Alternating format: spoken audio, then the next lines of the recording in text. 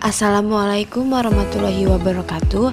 Perkenalkan, nama saya Lia Widiawati, kelas TI 24C2 dengan NIM 3124101115. Pada kesempatan kali ini saya akan menjelaskan materi algoritma pengurutan atau sorting dan implementasinya di Python.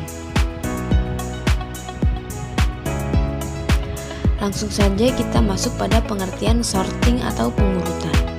Pengurutan atau sorting adalah proses mengatur elemen-elemen dalam suatu koleksi data secara berurutan berdasarkan kriteria tertentu seperti nilai numerik atau urutan abjad. Lalu, konsep algoritma pengurutan merupakan dasar dalam ilmu komputer dan pemrograman karena pengurutan sangat umum digunakan dalam berbagai aplikasi untuk mengatur data agar lebih mudah dicari, diakses, dan dianalisa. Konsep algoritma sorting yaitu ada kompresi dan penukaran atau comparison and exchange. Algoritma pengurutan membandingkan elemen-elemen data untuk menentukan urutannya. Jika ditemukan elemen yang tidak berada pada posisi yang benar, elemen tersebut akan ditukar dengan elemen lain agar urutannya sesuai. Lalu ada stabilitas, yaitu pengurutan stabil mempertahankan urutan relatif dari elemen-elemen yang memiliki nilai yang sama. Misalnya, jika ada dua data dengan nilai yang sama, yang pertama muncul dalam urutan asli akan tetap berada di atas dalam urutan yang dihasilkan. Lalu, efisien. Algoritma pengurutan perlu efisien dalam hal waktu dan ruang yang dibutuhkan. Dalam banyak kasus, algoritma yang memiliki kompleksitas waktu lebih rendah lebih diinginkan karena dapat mengurangi waktu pemrosesan data. Lalu kita masuk pada jenis-jenis algoritma pengurutan. Yang pertama ada bubble sort. Bubble sort adalah salah satu algoritma pengurutan yang sederhana tetapi biasanya tidak efisien untuk digunakan pada data dengan jumlah yang besar. Prinsip dasar bubble sort adalah dengan secara berulang membandingkan pasangan elemen bersebelahan dalam koleksi data dan menukar mereka jika urutan mereka salah. Proses ini terus diulang hingga tidak ada lagi pertukaran yang diperlukan, menunjukkan bahwa data sudah terurut. Lalu, kelemahan bubble sort. Yang pertama, kelemahan utama dari bubble sort adalah kompleksitas waktu yang buruk dalam kasus-kasus terburuk dan rata-rata. Yang kedua, waktu eksekusi bubble sort adalah O n kuadrat, di mana n adalah jumlah elemen dalam koleksi data. Yang ketiga, algoritma ini seringkali digunakan hanya untuk tujuan pendidikan atau dalam kasus-kasus di mana jumlah data sangat kecil dan performa bukanlah faktor kritis. Lalu kita masuk pada insertion sort.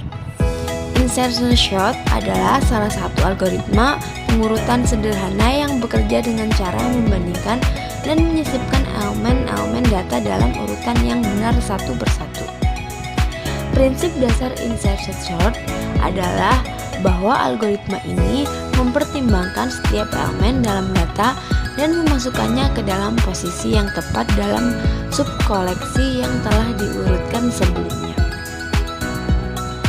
Keuntungan dan kelemahan insertion sort. Yang pertama, keuntungan utama dari insertion sort adalah bahwa algoritma ini efektif untuk data yang sudah dalam keadaan hampir terurut atau memiliki jumlah elemen yang sangat sedikit.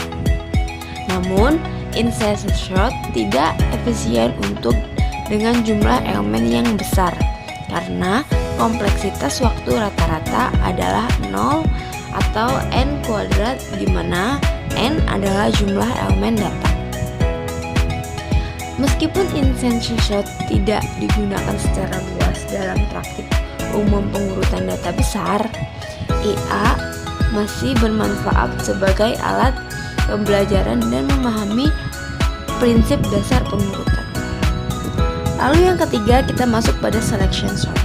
Selection sort adalah salah satu algoritma pengurutan sederhana yang bekerja dengan memilih elemen terkecil dari koleksi data dan menukarkan dengan elemen pertama. Kemudian, algoritma memilih elemen terkecil dari sisa koleksi data tanpa elemen pertama dan menukarnya dengan elemen kedua. Proses ini berlanjut hingga seluruh koleksi data terkumpul. Keuntungan dan kelemahan selection sort. Keuntungan dari selection sort adalah bahwa algoritma ini sederhana dan mudah dipahami. Namun, kelemahannya adalah kompleksitas waktu yang buruk. Dalam semua kasus, termasuk terbaik dan terburuk, kompleksitas waktu selection sort adalah O n kuadrat, di mana n adalah jumlah elemen dalam koleksi data. Oleh karena itu, algoritma ini tidak efisien untuk koleksi data yang besar. Walaupun selection sort jarang digunakan dalam aplikasi nyata karena keterbatasan efisiensi, konsepnya masih bermanfaat sebagai cara untuk memahami dasar-dasar pengurutan dan dalam konteks pembelajaran. Sekian dari presentasi saya kali ini. Kurang lebihnya mohon maaf. Wassalamualaikum warahmatullahi wabarakatuh. Terima kasih.